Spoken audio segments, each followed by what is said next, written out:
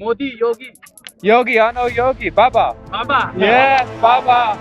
Yes, we're excited to see Baba.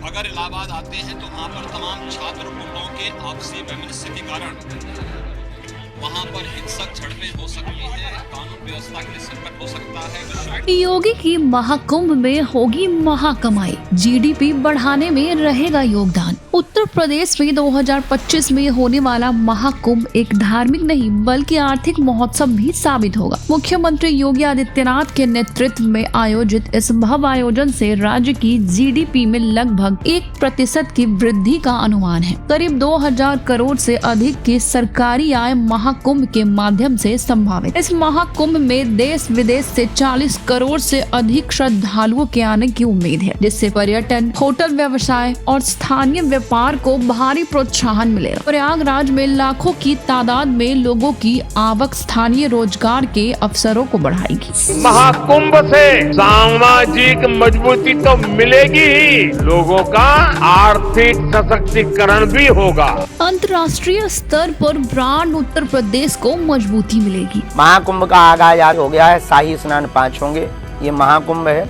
6 साल में आता अर्धकुंभ, 12 साल में आता पूर्ण कुंभ, 144 साल में आता महाकुंभ। 12 वर्ष का एक कुंभ जब 12 बार पूर्ण हो जाता है तब एक महाकुंभ बनता है। 4 जगह कुंभ लगते हैं, 4 जगह कुंभ स्नान होते हैं। नासिक, उज्जैन, हरिद्वार, प्रयागराज।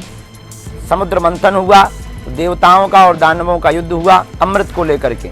अमृत की 4 बूंदें गिरी, एक नासिक में गिरी, एक उज्जैन में गिरी, एक हरिद्वार में गिरी, एक प्रयागराज में गिरी। तो जो अभी वर्तमान में प्रयागराज का कुंभ है ये महाकुंभ है। अब ये कुंभ 22वीं सदी में आएगा, हम लोग तो देख नहीं पाएंगे। 22वीं सदी में अब ये आएगा, इसलिए ये महाकुंभ है। महाकुंभ में 5 स्नान है। शाही स्नान, अंतिम स्नान शिवरात्रि को किया जाएगा। आज से प्रारंभ हो गया है, जिसमें 13 अखाड़ों के महात्मा पहुंच गए हैं, 7 शैव परंपरा के महात्मा पहुंच गए हैं, 3 उदासीन अखाड़े के महात्मा पहुंच गए हैं, 3 वैष्णव परंपरा के महात्मा पहुंच गए हैं। ऐसे 13 अखाड़े पहुंच गए हैं। नागा साधु भी पहुंच गए हैं। बैरागी, जोगी, जपी, तपी, ऋषि, मुनि, ध्यानी, ज्ञानी, विज्ञानी सब पहुंच रहे हैं। और अद्भुत भारत है अपना। सनातन संस्कृति इतनी विशालतम है कि आज ही प्रथम दिवस में लगभग 1 करोड़ लोगों ने आस्था की डुबकी लगाई है। और भारतीयों को इतने छोड़ो, स्पेनिश, जर्मनी, फ्रांसीसी और अमेरिकन, ऑस्ट्रेलियन आदि देशों के लोगों ने आकर के डुबकी लगाई। और सबसे बड़ी बात है, वो कौन की पत्नी आई है? स्टीव जॉब्स, एप्पल कंपनी के मालिक हैं। एप्पल कंपनी के मालिक हैं स्टीव जॉब्स। हाँ, तो उनकी पत्नी आई और वो भी महाकुंभ में जो है उसने सनातन धर्म को स्वीकार किया और कमला बन गई। उनका जो नाम दिया गया, कमला दिया गया, गोत्र दिया गया, और डुबकी लगा रही है। और अक्सर उनकी ट्रेन निकल जाया करती है जिनके मकान रेलवे स्टेशन के नजदीक।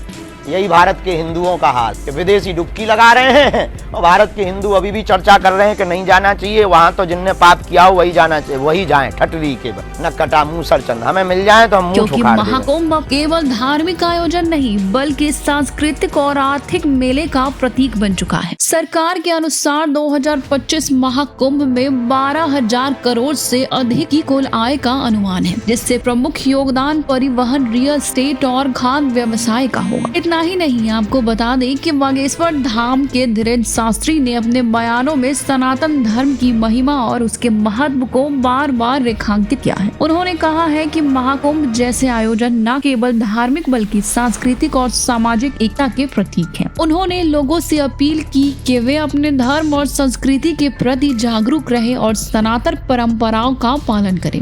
साथ ही उन्होंने यह भी कहा है कि महाकुंभ का आयोजन न केवल भारत बल्कि पूरी दुनिया के लिए एक प्रेरणा है, जहां विभिन्न पंथों और संस्कृतियों के लोग एकजुट होकर मानवता का संदेश देते हैं। यानी योगी सरकार के इस आयोजन से आस्था का संगम अब अर्थव्यवस्था को नई ऊंचाइयों पर ले जाएगा। पूरे प्रदेश वासियों से